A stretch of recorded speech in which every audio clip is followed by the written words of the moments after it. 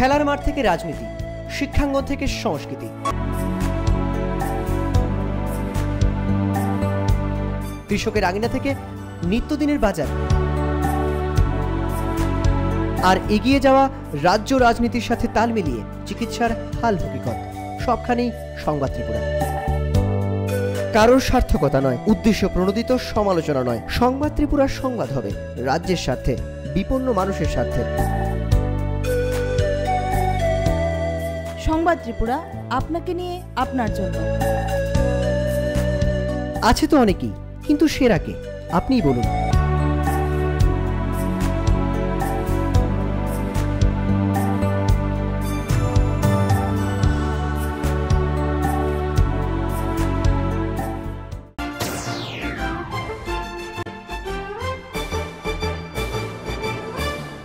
পর্বত দুহিতা আমাদের সুন্দরী ত্রিপুরা, আমাদের বহমান কৃষ্টি, সংস্কৃতি, ঐতিহ্যকে সম্মান জানিয়েই তো আমাদের এগিয়ে চলা, নতুনকে বরণ করে নেবার আয়োজন।